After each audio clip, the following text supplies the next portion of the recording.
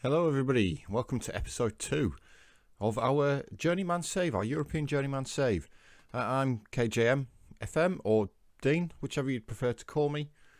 And welcome to Iceland, welcome to Kordrengir, our first team on our journey to win all the top leagues in Europe. It's been a little bit of a shaky start. Now, first of all, I mentioned it at the end of the last episode that I would be looking to bring a skin into the game, which I have. I'm now using the Kordrengir Dark Edition skin, which is available on the FM Scout website. I've also got some badges in. Now, due to licensing issues, stuff like that, there's not actually a badge pack for FM23, but I've just brought my FM22 badge pack over, and it works absolutely fine. All the badges seem to be in the right place. I've started off on this screen because I don't want to give too much information away, but we're going to start off with transfers. And the transfer history. We've moved a couple of players out, although I think they were actually gone before we came in. There's a lot of players who've come in as well before we came in. We've made 3 signings ourselves. We've brought Asamoah Gyan in. Now, do any of you remember Asamoah Gyan? I certainly do, as a Sunderland fan, former player of Sunderland. 36 years old now. He's on £190 a week.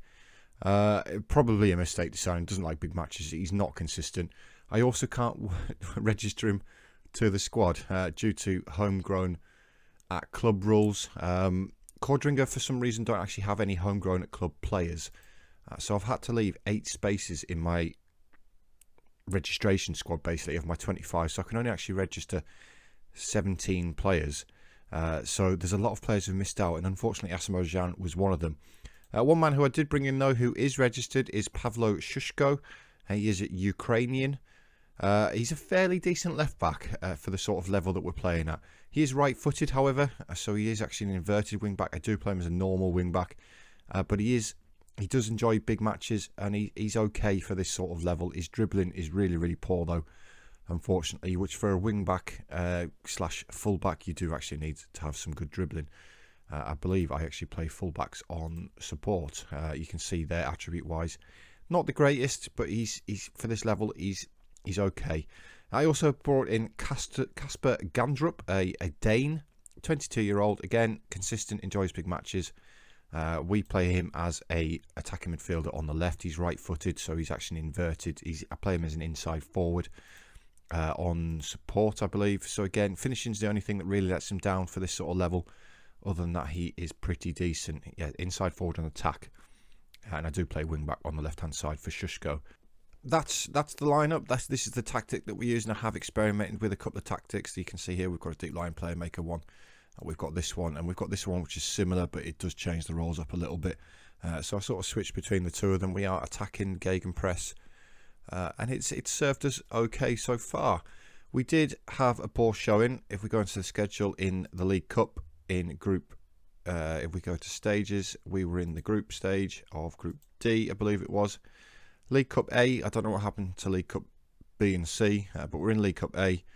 We finished 4th in the group out of 6, picked up the 5 points, just the 1 win against a Vikinger who were already qualified at that point. So it was poor. It was just us getting into the squad. You know, we lost to Fram, division above us.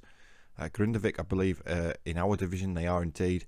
But IA and Vikinger, both divisions above us, as are KV, I believe. So KV are in our division, but we did lose to them as well. So we started off with 2 defeats, 2 draws, and then a win. Friendly-wise, wasn't the greatest either, and we then did lose in the Icelandic Cup second round on penalties. So not the best of starts.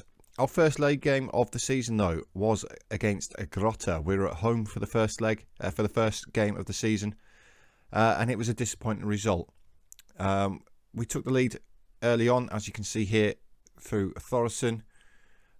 In 3 minutes, and I thought it was a great start to the game and the season. But as you're about to see, when I go through the highlights, it all fell apart. We only had the 1 shot on target. So yeah, we scored in the 3rd minute. It was Gudmundsson on the right-hand side, puts in a great cross, headed in by Thorsson. The keeper's left flailing, and 1-0. And I thought we were off to an absolutely cracking start. But it all came crashing down in the 33rd minute. It was a fantastic through ball by Mikkelsen for Halldórsson to fire past the goalkeeper with a powerful drive. And then in the 80th minute, Grotta did take the lead after we failed to deal with a long ball over the top, which was slotted past the hapless keeper by Pettersson. But then we conceded again deep into stoppage time after failing to deal with another long ball, this time by the goalkeeper, which Ray latched onto. I've got no idea what Arneson was doing in goal, where he's going, but the final score of 3-1 to Grotta. So not the best of starts to life in Iceland. We then went away from home to take on Thor. I believe that is how that P is pronounced in Icelandic. It's pronounced with a TH sound, so Thor. A slight change of formation. We went back to one which we used very successfully in FM22. It's my register system. And it was very disappointing again, only registering the one shot on target. So we went behind after half an hour to a Thorlaxon goal, which actually started with an attacking throw-in by ourselves, but we were again undone by a long ball, and they were lining up to put that one in. Hjälsted then pulled one back on 70 minutes, and it was game on after we finally managed to win a ball at the back. We then played the ball over the top with a lovely ball by Badomossi, which fired in from close range. Sadly, however, it was not to be, as we gave away a penalty in the final 10 minutes, with Thorlaxon dispatched with no problems to condemn us to our second league defeat of the season, and sat just above the relegation zone in 10th place on goal difference.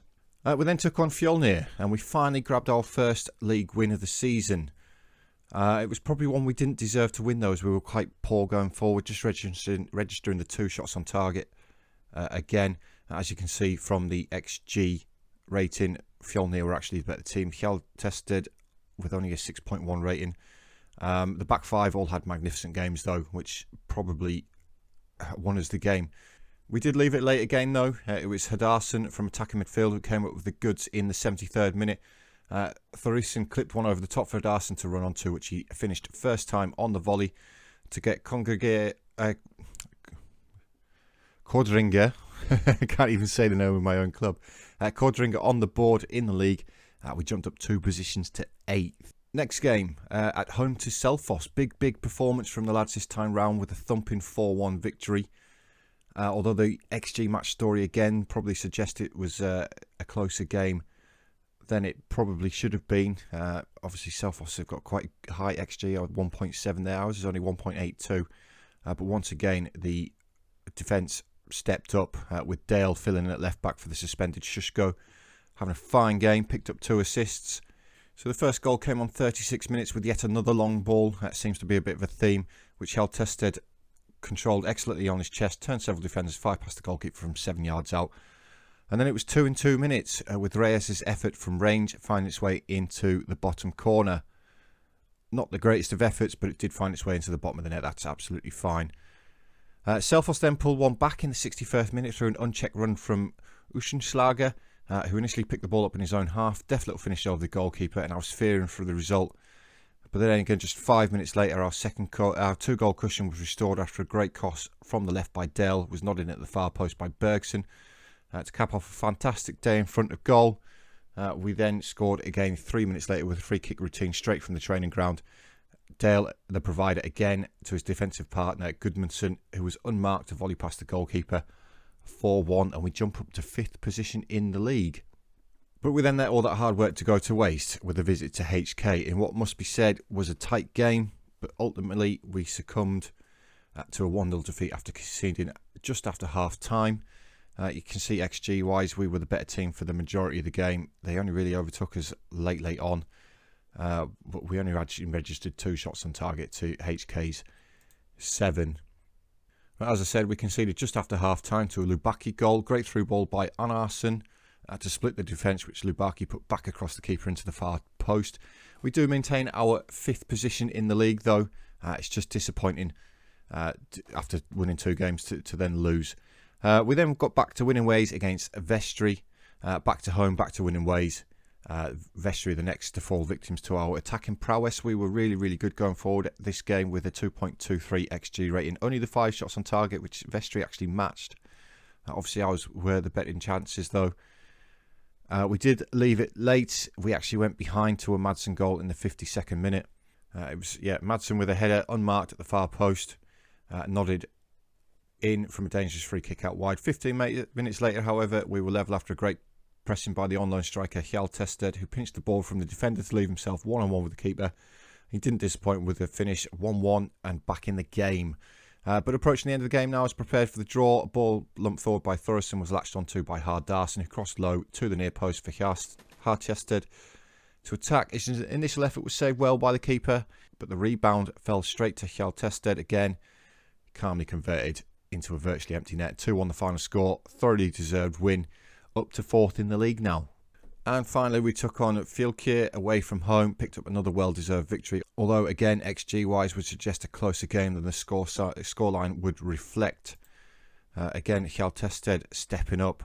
Yeah, Hjaltested put us ahead after just 20 seconds. Some good work down the right-hand side by Bergson, who crossed the ball for Gandrup with the ball falling to the feet of Hjaltested. He found himself with only the keeper to beat. Dutifully finished for his 5th league goal of the season. We took to the 30th minute to grab our second. Good work again by Bergson on the right-hand side with a fantastic through ball for Hjaltested between two defenders. Keeper didn't move. 2-0. Hjaltested with his 6th goal of the season. Lead was then cut to just 1 after some appalling defending and goalkeeping with just 15 minutes of the game remaining, and it was squeaky bum time. Not the greatest efforts by Gardarsson, but awful goalkeeping. Thankfully, we restored our 2-goal cushion just minutes later from a corner swung in by Villar towards the near post, and Dell climbs highest to nod it past the keeper. Near post routine still OP. But then Fylkir were thrown a lifeline with an own goal by Reyes to cut the deficit to just the 1 again, back to 3-2. But all my worries were cast aside when we were awarded a penalty just 5 minutes later, after which Villar slotted it into the bottom corner out that reached the goalkeeper. 4-2 the final score. And now we're up to 3rd in the league, just 2 points off the top 2. However, they do have a game in hand over us. But it's been an okay start. We are predicted to finish 3rd in the league, so you'd expect us to be 3rd. We've got a positive goal difference. It's not been too bad. In terms of finances, shocking. Shocking with 62k in the red. The board have already invested 180k to alleviate our debts. However, as you can see, we just hemorrhage money. I've already cut the wage budget by about £2,000, which is excellent. In terms of the club vision, it's looking okay. It's a C+ from the board, but they're pleased with the league performance. It's slightly better from the supporters with a B overall. Team dynamics is also quite bad. Managerial support and team cohesion is quite poor. We did have a number of players coming to us earlier on in the season telling us that I've lost the dressing room, basically. We then did put together a couple of good results, which sort of alleviated that a little bit. And in terms of our manager profile, it's looking okay. I think it's improved attribute wise. I'm not too sure. We have got, we're improving our media handling, tactical consistency, stuff like that. We're also studying for our national C license, so things are starting to go in the right direction. We've also got a couple of transfers lined up. These are a couple of 18-year-olds. I'm starting to look towards homegrown at club players. I'm also bringing in Ricardo Quaresma, the Portuguese, 38 years old, but he's a good inside forward. He's got some amazing crossing, amazing dribbling. His pace is not quite what it was. Passing technique is really, really good. Vision as well. So I think he could be really, really good for us going forward. Hopefully I can register him. Even if I leave somebody out, I'll get him registered. But that's how things are looking so far. It's going okay. It's going as expected. But the first couple of seasons, like I said, with this save, they're going to be difficult while we get some reputation going, get our feet under the table, as it were. But that's it, guys. That's it for episode 2. I'm going to go and probably play another 7-8 games, something like that. We'll come back. We'll see where we're at. But yeah, thank you very much for watching, and I'll catch you all in the next episode.